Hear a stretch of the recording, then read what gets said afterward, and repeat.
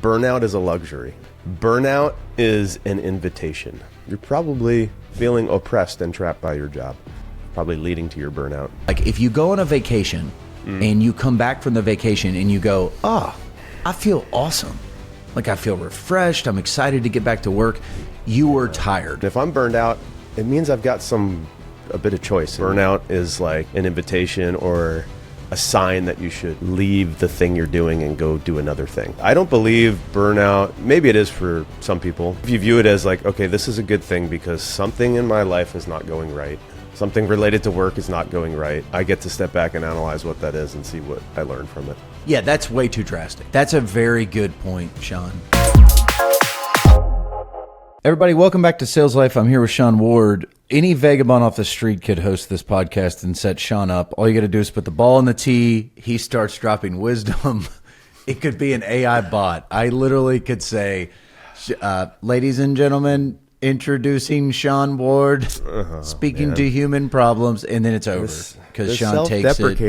This self-deprecating thing is not becoming of you. Come on, man. All right, and you're Sean's not my caddy. got foot problems, okay? I've always joked that Dr. Scholl's is our sponsor, and he just put a fresh pair of Dr. Scholl's in his California whites. That's true. Sean is opens his closet. There are 10 pairs of white shoes with slightly different laces, but that's it.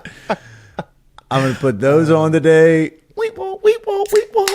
They're perfectly clean. Then I'm going to throw on a t-shirt and do a 500,000 square foot lease. No big deal. True story. I did dress up for this episode by putting on a nice button-down collared shirt, and I just had to take it off because it wasn't feeling it. I had to put the t-shirt back on. My wife will not be happy. She always says I should dress nicer like my buddy Justin. She used to say like the other guy, but now she knows who you are. Like the bot. Yeah. Why don't you dress like the bot? Yeah, why don't you dress nicer like that other guy? That's really kind of her to say. Sean, great to be back with you, buddy. We're rolling now. Now we're getting some momentum. Like the snowball is picking up. It feels awesome to be looking at you across this teleprompter. Bud. Here's my hope. I really hope today's topic gives people a lot of life, which is originally why we started this, namely to give each other life and grow this friendship and partnership, but also just to think about listeners and what they're experiencing on a day-to-day basis. And if they're anything like me, they're dealing with a little burnout from time to time. Sean, you're going to laugh at this. Grinding for 8 years. I wrote a post about this past week, actually. A whole 8 years? Wow. A whole 8 years. I know. This guy. In the trenches. But I did write a post about it this week because I really haven't looked up much. In fact, Sales Life has proved to be a great, sort of stop point once in a while to like stop and reflect. And this week I was sort of thinking through the fact that real estate is really hard right now. For the most part, right? Like there's very little easy money. I don't mind saying this, Sean. Agreed. Yeah. A lot of the hobbyists have quit that were around, that were COVIDpreneurs, if you will. And so it's the pros left that are, still going after it. And it just kind of made me think, like, it gave me a shot in the arm. Honestly, it gave me a shot of passion to be like, I'm going to freaking not only am I going to get through this, I'm doubling down on commercial real estate. Like I'm going in, it was just fun to like picture that and think that maybe Sean's been through 7 cycles. The Depression was terrible. The oil crisis in the 60s was super hard, but he's gotten through. And but here we are. And, that's part of dealing with what I'm going to call burnout. And that's what I want to talk about today. I love it. And I love what you just said, because as I was in the doctor office this morning dealing with my foot problems, I was scribbling notes thinking about burnout. Usually we don't prepare, but we both did a little prep for this episode. So good for us. But one of my notes was, when you're feeling burnout, ready for it? Don't double down.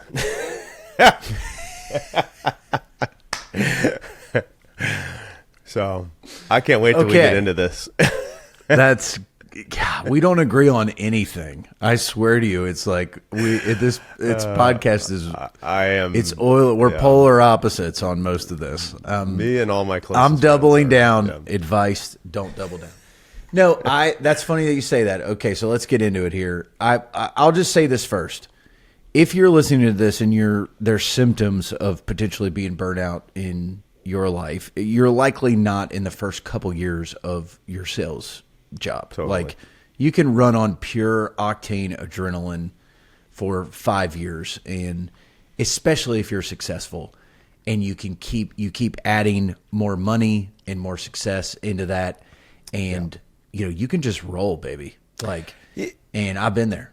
Yeah, and let's frame this, right? We're talking about burnout in the context of like salespeople, right? I don't think we're qualified to talk about like any other realm other than just generally like if you're in sales, right? So that I think that's what we're talking about here. And I agree. Their first 5 years, it's like it's fast paced and there's so much opportunity before you, right? And like there's a lot of hope and optimism that I think keeps you going. 100%.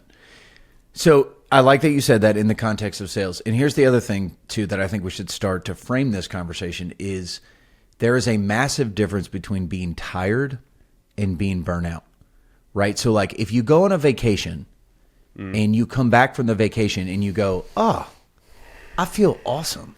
Like I feel refreshed. I'm excited to get back to work. You were tired. Like you may have needed that vacation. You were tired.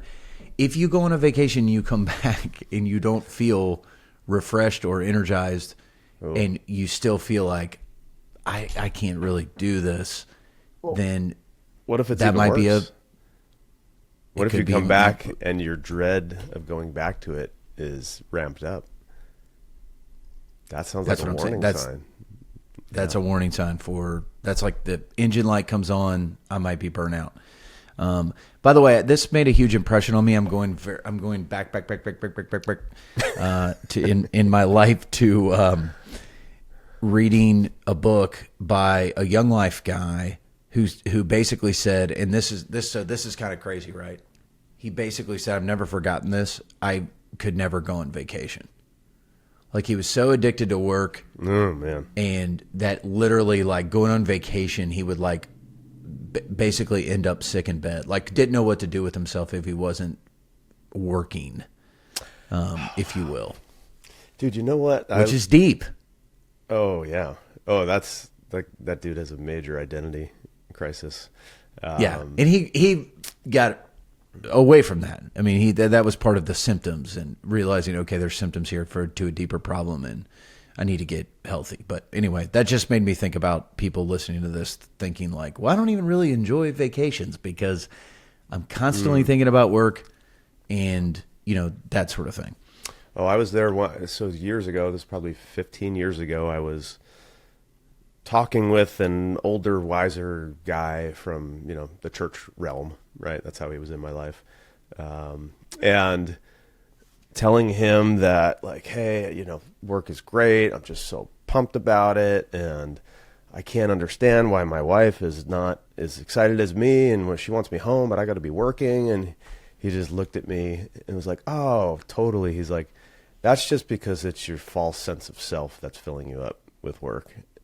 And honestly, I can't tell you how many times I've gone back to that phrase and thinking of that. And like, in what way is my job becoming an identity? And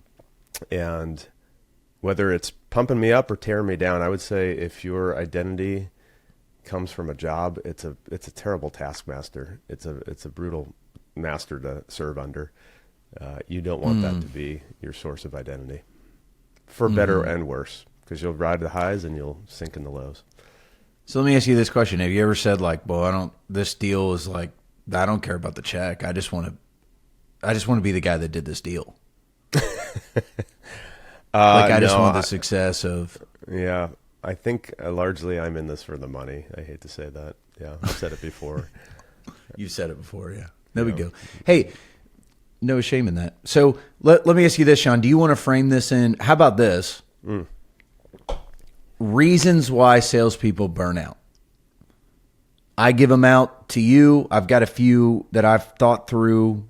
This is what people might be experiencing. Don't know if they're right or wrong, but I'm going to get your thoughts on these. Is that a good way to frame this conversation? Reasons that salespeople burn out. Let's come back to it because I'm going to be a wrecking ball to your well-planned episode. Okay, here. wreck it. I love it.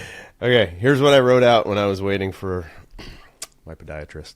Okay, number 1, burnout is a luxury. Wow. Okay. Say more.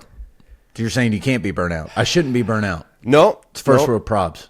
No. I think it's just to recognize, help put into proper context that I know for me, the thought of being burned out in my first 5 or 10 years was insanely, like, that wasn't even there. Who had the ability, who had the luxury of being burned out? It's like, I had a young wife and I was like, again, we've talked about, I was all fear-based, right? It was like, I got to produce. Yeah, 100%. And I need to go and produce because, my wife, who I love, she's a fan of eating. And she's a fan of living in a place, So if I'm going to provide food and shelter, like, I got to make it happen. Now, I'm not saying that, you should feel ashamed because you're burnt out. It's a first world problem. Not at all. I'm just saying, hey, I'm trying to frame it in like, okay, I'm in a position, if I'm burned out, it means I've got a bit of choice and there's no gun to my head saying I got to go produce every day, at least in my experience. Try it on for size. Yeah. Maybe it doesn't fit. Well, I might reframe. I'm not going to interrupt your list. I want you to keep going. I might reframe it as maybe possible strategies to avoid burnout. Yeah. And meaning like the more positive, future oriented, like for sure. Okay. So keep going with your list. Scrap that one. It's only 3 points on this list. Number 2, in my experience, I like that one. Burnout is temporary. It's seasonal. Okay. I don't even know if there's much more to say than that. Number 3, and the main point, and the only thing I really care to say on this whole episode is this. Burnout is an invitation. And it's burnout is an invitation. I'm telling you what, dude. It's an invitation. Let's speak about burnout. I will now set up Sean to say the real stuff. I mean, you don't need me, dude. You just need an AI prompt. Buddy. Keep going. That's so good. Buddy, it's an invitation to step back and ask yourself, am I living a good life? Am I living the life I'm supposed to live? And so in that way, me, as someone who's been through lots of burnout and come out of it, I can look back and say, I'm grateful for being burnt out, because it's like the thing that stops you in your tracks and says, will you just stop running on your treadmill for a moment? And stop running down the road you're running down for a moment and pull over to the side of the road and ask yourself, is this the road I should be running down? Or is this a way I should be running it? So burnout's an invitation. I think it's a book.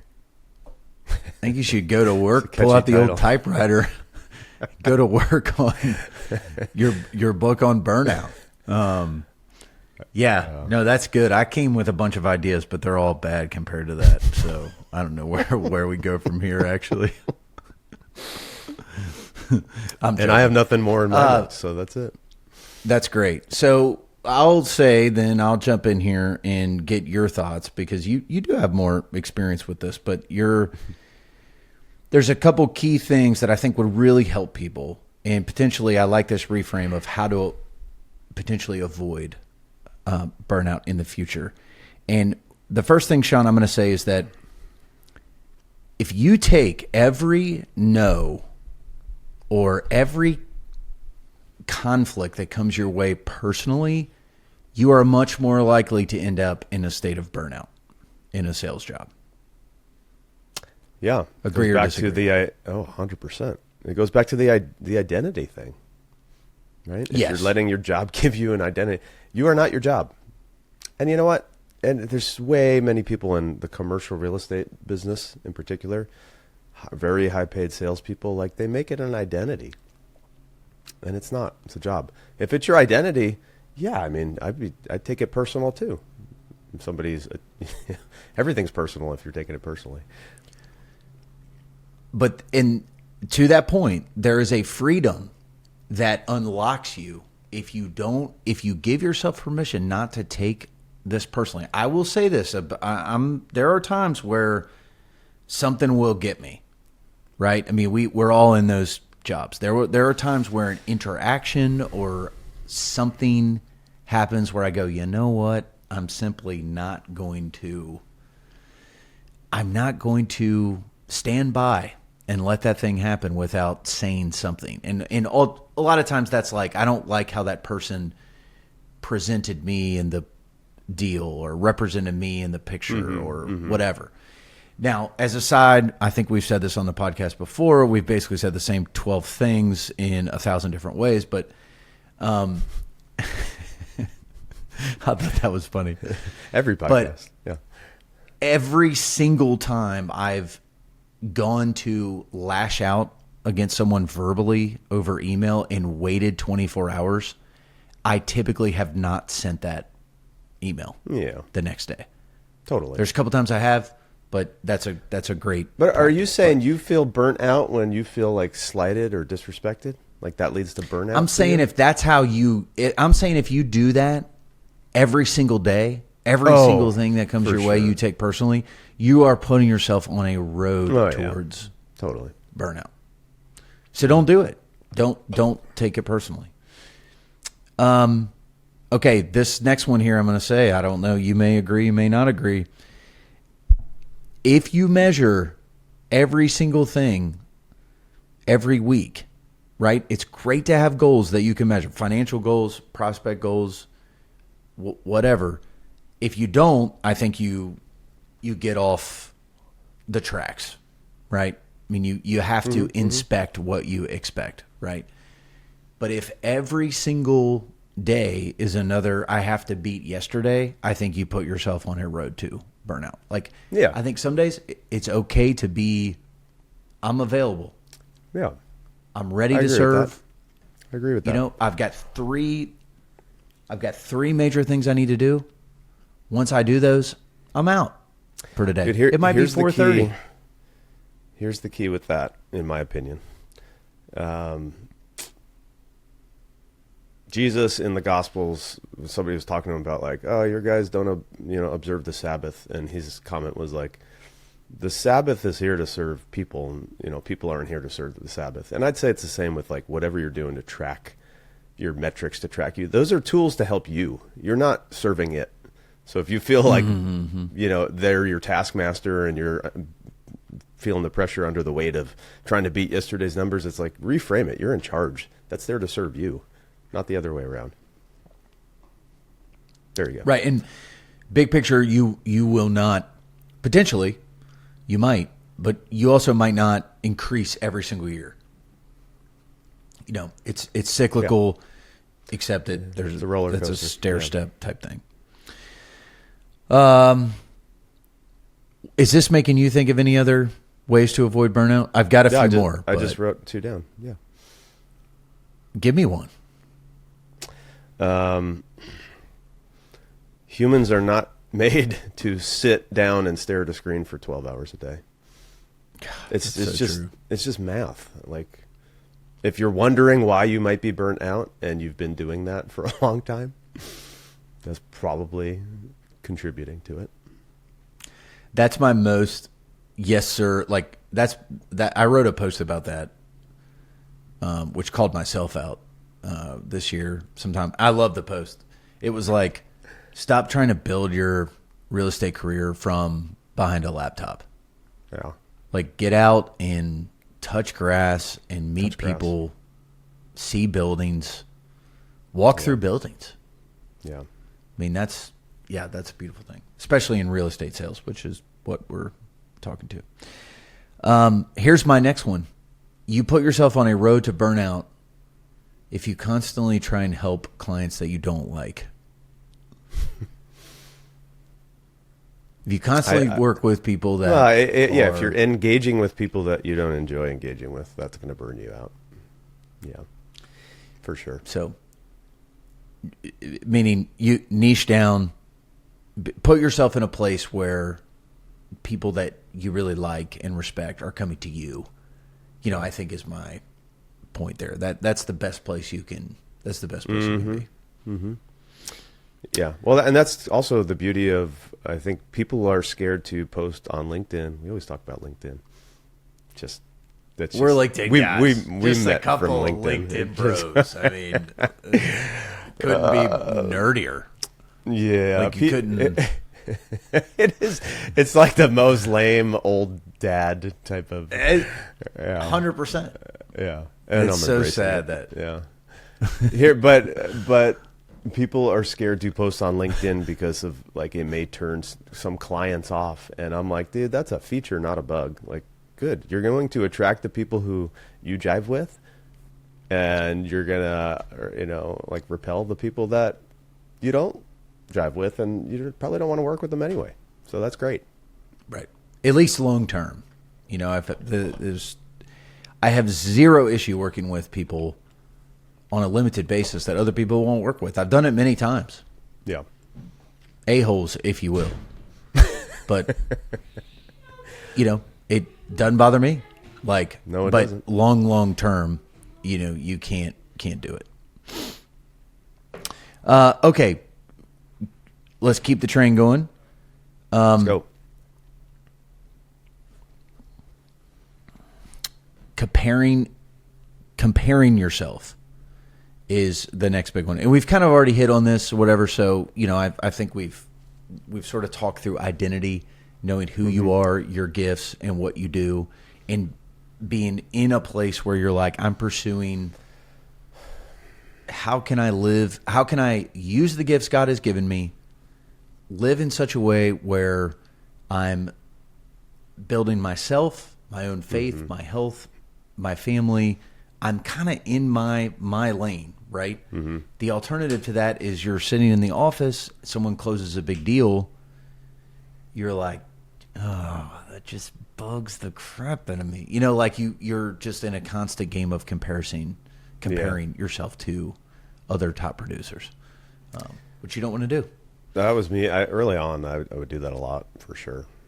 Yeah. I used to have on my desk a little printed, like a half of a Bible verse. I probably took it way out of context and doesn't mean anything, but it was in like one of the Gospels, and it might have been Jesus saying this. I think so. But it was like, a man can only receive what's given to him from heaven above, or something like that. And so like when I would feel that, I'd be like, oh, God didn't give me that deal, moving on. And trying to frame it in that context was helpful back then. Mm-hmm. That's great. What else you got? All right.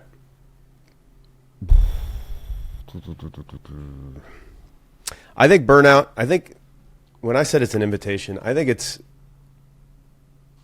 if you view it as like, okay, this is a good thing because something in my life is not going right. Something related to work is not going right. And I get to step back and analyze what that is and see what I learned from it. Like I personally I don't believe burnout, and maybe it is for some people, but I don't think for most people burnout is like an invitation or a sign that you should leave the thing you're doing and go do another thing. Yeah, that's way too drastic. Right. That's not that's a very good point, Sean. That's not the point of this, is like sitting back and going, okay, I should switch careers or do something different. Like wherever you go, there you are. Like you're going to find that you're burnout in the next thing. Wherever you go, there you are. That's the point. Yeah. So I'm not a big, like, I'm burnout on my job. So I've been at my job for 23 years. I've been married 22 years, right? I'm more of like, well, I'm here, so I got to deal with this. This is my job. I have been burnt out plenty of times before. For me, it's come often from a feeling of being trapped. Like that's the feeling. I'm trapped. I think more than anything, the the reason I feel trapped are the thoughts that I'm injecting into my life situation. Again, just the fact that I'm a very free person that can do anything, but I feel trapped sometimes because of the workload or whatever. Like, so there, I've gotten off, like out of balance in my thoughts about what I'm doing. Or, you know, like, I believe we live a whole life. Like, we are a collective whole. Like, I don't think work is just part of what we do. So I'm more of the belief, like, okay, I could be burnt out from something completely unrelated to work, and it's burning me out. I'm feeling burnout at work. You know, it's like going to the doctor because, you know, your shoulder hurts, and he's like, well, actually, you know, it could be your back because you're overcompensating for X, Y, and Z. So I just think, like, I know when I'm in a tough spot, you know, in other areas of my life, it affects what I'm doing at work, for sure. Yeah, burnout, though, it's an invitation. Step back, say, am I doing what I'm supposed to be doing? If not, do I have to do it differently? When I was really burnt out a few years ago, I went through a really tough season, and what I took away from that season, the fruit of that season, was realizing that for my whole life I had been living as if it is to be, it's up to me. Like, it's all on me to make things happen in my life, completely. And I believed that to my core, and that burned me out in such a way that it's hard to even, you know, there was a time in 2022, I closed out a deal. I had a guy on my team who came over to make cold calls. This was the summer. It was probably like 4 years ago right now. We were sitting in the pool house, and we were like, hey, we're going to make cold calls. Whoever gets a meeting set, we're going to jump in the pool, right? Have fun. And he might have said, and have a beer. Right? It was Friday. We're having fun. I just closed a deal. I struggled through that day, and my feeling at the end of that day was, I cannot make another call. I cannot do another deal. I'm like a donkey that's been whipped too much and just finally said, I'm not moving another inch. Yeah. And I shut down, man. I was an ass, for sure. A whipped ass. And I took 6 weeks off, and I had to get down to the root of all that was the weight of feeling like my whole life is up to me to make something out of, leaving no room for my blessings are provided by God. I'm given, you know, gifts by God. It's not completely up to me. I show up and do my part, but the rest I leave in God's hands. Like, I was missing all of that, and it was a really deep-rooted wrong thought that took a lot of work to untangle. You know, this year I've actually come to a somewhat of a similar conclusion. Like, my biggest spiritual breakthrough this year, you want to hear it? I do. Yes. It has been that it's easy for me to trust God long term. Like, that's like overall vision and plan and that sort of thing. Almost non-existent trusting in the day-to-day moment. Like, feel totally like those decisions, task, deal stuff are ineligible for like that type of trust. But big picture, it's like, okay, I get that. But then in the grind, it's like, well, yeah, you just grind. Yeah. I think this is one of the hardest things to figure out about life, because we have this, this joint venture between us and the divine to, like, live this life. And some things God provides to us, the universe, spirit, whatever you want to call it. And some things, it's like, clearly we have a part to play. Like, if you just passively sit around, I don't think there's a world of opportunity of amazing things that could come to you, but you have to, like, get out and make it happen. But in that, for me, I've compensated way too far into I have to make it happen. And I haven't stepped back to look at, like, the most amazing things in my life I kind of had nothing to do with. Like, they were just blessings, particularly the people that are around me. It's so true. It's so true. And that brings me to, drum roll, the number one reason. The number one thing I think you can focus on or potentially miss that will lead you to burnout in sales. Sean, are you ready? I would love to hear this. Yes. It is forgetting why you started in the first place. So to me, Lost it's that vision. It's going Lost your back to the vision. why. That's it. Yeah. And I tell you what, man, this is 2026 book here. If you're listening to audio, I'm holding my 2026 journal. And for like the last 7 years, the first page in each of these has been the goals, like vision board. You had some you know, big so- goals this year, dude. You were breathing fire in January. I can't wait to do a revisit episode at the end of the year. That's why I'm burnt out, man. I made all these crazy goals for myself. Oh man, break 80, make $1 million, double my Yep. income, start a Yeah. business. Pump out twice the amount of videos, start a media company. You are Yeah. a brutal taskmaster, man. You are too much. I did. I gave myself maybe too much, but some of this stuff is really good. I still got to figure out the sauna thing. That's legit. So yeah, I mean, just like every time I've been neck deep in 10 things and Yeah. can't really see beyond it or outside of it, I've grounded myself by starting the day with I mean, this sounds so like, I don't know if it sounds amateur or like weak or whatever, but I don't mind saying it. In fact, I challenge myself to say it is like journaling is the best antidote to this. Like getting your thoughts out and just letting yourself write, not type, not AI, not come up like you as a human, just subconsciously dump out stuff. Whenever I do that in the morning, whether it's like a prayer or exercise or whatever, it just comes out and it's like it's gone. Like I feel 10 pounds lighter, and I'll read back through those goals, and that's a wonderful way to like avoid burnout. You know, you're honest with yourself. Be honest on paper. That's what I say to myself.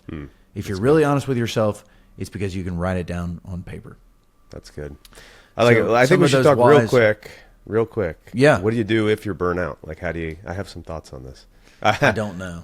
As someone who's been burnt out a lot. Okay. You know. I'm going to rattle this Once off. again, Sean, I'll turn it over to you to close us out. Thank you, AI Justin. I'll take it from here. I'll take us home. Okay, if you're burnt out, you have to you have to shift your energy. You have to change your state.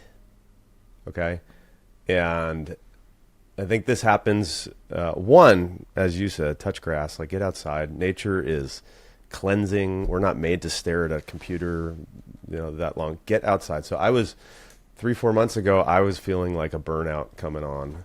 And I got in my self-driving Tesla, and it drove me up the coast of California. And I took a camera with me. I went for one night, stayed at a campground, and walked on a beach for probably like 7-8 hours taking photos, and came back the next day, and I was revived. So you have to shift your energy, change your That's state. better than what I do. What do you Which is do? Usually just buy something. Just order a little something. That's something different we can talk about next time. I think that would involve, hey, I'm a big like change your environment type of guy. I will admit, like, I get a lot of energy when I get a new office. Like, I'm in a new office here than I was when we first started this podcast a year ago, and probably have another one too. Like, I need a new space. I like working out of coffee 100%. shops. I hate going to the same desk every day. And then anything else useful here? Worst thing you could do is double down. That's what I talked about. Here's why this is a bad thing. And maybe we'll just end with this. Burnout it's basically saying, like, your energy, this pipe you have inside of you, which provides energy to your life. You have a leak in the pipe. Like, your energy it's leaking out. And so when you're burnt, you're taking an already diminished pool of energy and using that to go all in on the thing that's draining your energy. And I think it just leads to burnout faster. And maybe that's why we do it. Maybe, like, subconsciously you're trying to, like bottom your ship out and wreck your ship. So you actually have to stop. But I would say you could double down, and that's a great Band-Aid. It's just going to make the problem worse. So instead of doubling down, step back. Do you feel right now, do you feel like you could just go away for 2 or 3 weeks? No. For the longest time, I thought that was impossible too. And then I took 6 weeks off, and everything didn't fall apart, and things got better. Yeah. So there you go. If you feel like you can't step away from your job, even for 2 weeks, could you do it for 2 weeks? If you feel like you can't do that, yeah, you know what? You're probably feeling oppressed and trapped by your job. Probably leading to your burnout. It's probably a good reason to step back and challenge some of your assumptions about it. Let me ask you this, because I'm genuinely curious to know your viewpoints on this. And I'm going to ask you because you're the other host of this. So I really don't have anyone else to ask here. Do you think it's possible, and maybe people are wondering what I am, do you think it's possible to be neck deep in sales like we are, let's say 8 years and you 35, and start and feel like there's a time where you basically said, I feel like I started over. I feel like it's day one of this thing. Is it possible to feel that way? I mean, It's always feeling that way, isn't it? Well, I guess, but I mean... You mean just from the excitement standpoint? Yeah, like to recapture that initial energy. Is it possible? It depends what your initial energy was, what that was based on. If it was, I'm going to get rich, or I'm going to be the man. I don't know what it was. Is it possible? Sure. Have I experienced it? No. Me neither. Yeah. But it's good to avoid burnout. So that's it. That's our episode today. Thanks for listening to Sales Life. Look, if you want to do us a solid, you've come this far, hit that subscribe button on YouTube. It's like bro code, Sean. You know what I'm saying? It's kind of like, hey, do us a solid. You may not even watch it every week. That's fine. You may watch shorts once in a while. That's okay. Hit that subscribe button. We appreciate this opportunity to journey with you, and there's more great Sales Life to come. Thank you, my friends. We'll see you in the next one. See ya. Thank you for listening to Sales Life. We're glad you're on this journey with us. And if you are, let's make it official. You can subscribe to this show on YouTube at Sales Life Podcast, or simply search Sales Life Podcast in Apple or Spotify for the audio version. In addition, did you know, we're super stoked about this, we have a weekly email newsletter. It's called The Letter of Intent. It comes out every Saturday. It's fresh content, doesn't always relate to the episode, but you get that from Sean and I in your inbox every Saturday morning. The link to our newsletter is in the show notes, so go ahead and check that out below. Appreciate you all listening, and we'll catch you in the next one.